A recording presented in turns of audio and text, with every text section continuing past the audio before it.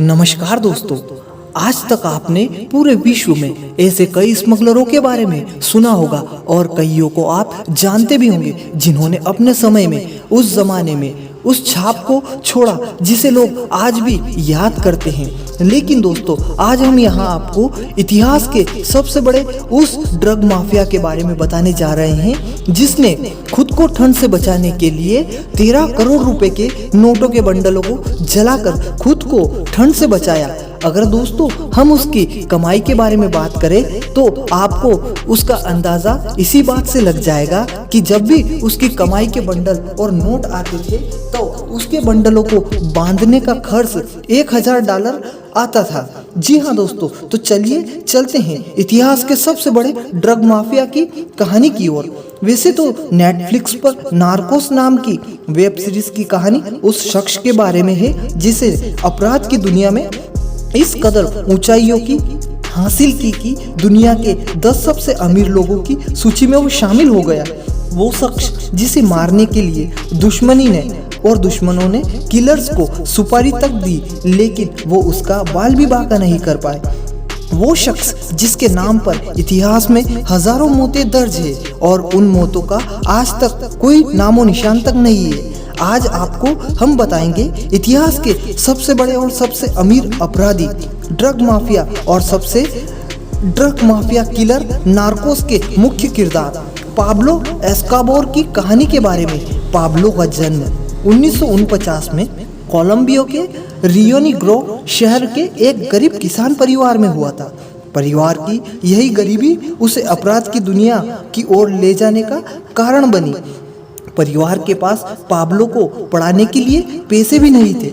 ऐसे में पाब्लो ने पैसों का इंतजाम करने के लिए छोटे मोटे अपराधों को करना शुरू कर दिया।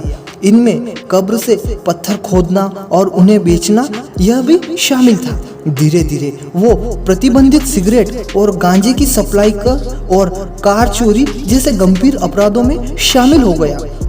पाब्लो ने अपनी पहली किडनैपिंग करीब 20 साल की उम्र में की। उसने मेडिलिन के एक अमीर एग्जीक्यूटिव को किडनैप कर लिया और फिरौती में $1 लाख की रकम मांगी। आज के हिसाब से करीब $6 लाख यानी करीब 4 करोड़ से भी ज्यादा। इतनी कम उम्र में ही पाब्लो करोड़पति बन चुका था।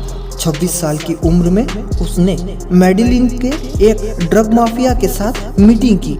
इस दौरान उसने माफिया का मर्डर कर दिया और यहीं से शुरू हुआ ड्रग के कारोबार में पाब्लो का नया इतिहास। 1 साल बाद यानी 1976 में उसने मारिया विक्टोरिया से शादी की। मारिया की उम्र महज 15 साल थी और दोनों के 2 बच्चे हुए, जुआन और मैनुएला। पाब्लो के क्राइम करने का तरीका दूसरों से बिल्कुल अलग था।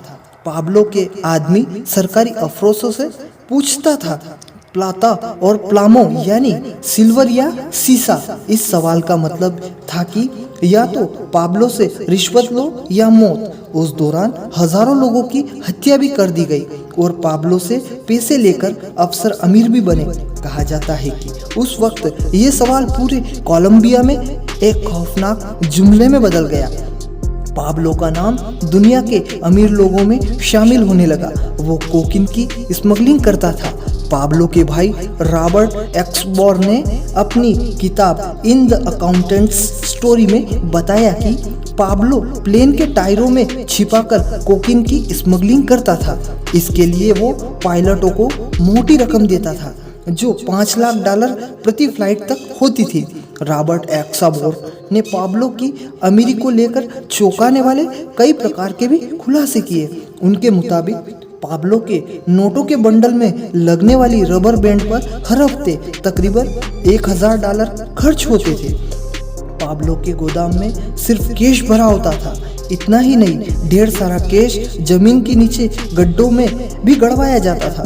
पाब्लो की अमीरी के बारे में एक कहानी बेहद ही मशहूर है कि एक बार उसकी बेटी को सर्दी लग गई तो उसने आग जलाई, जिससे उसने और उसकी बेटी ने दोनों ने मिलकर अलाव को तापा। अमीरी के बारे में मिलियन डॉलर के नोट जला दिए, यानी करीब 13 करोड़ रुपए।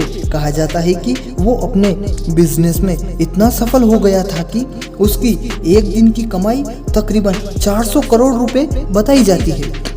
2 दिसंबर 1993 में एक शूट आउट के दौरान जब पाब्लो और उसके बॉडीगार्ड ने छत पर भागने की कोशिश की तो वो मार दिए गए। हालांकि इस बात को पूरी तरह से स्पष्ट जानकारी नहीं माना गया कि वो पुलिस की गोली से मरा या खुद की।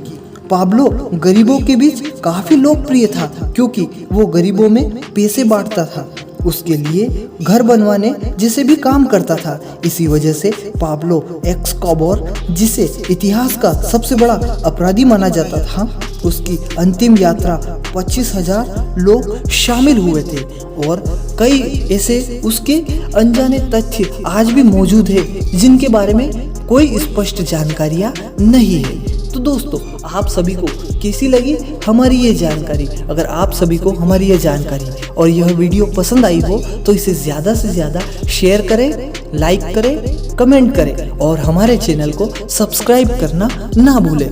धन्यवाद।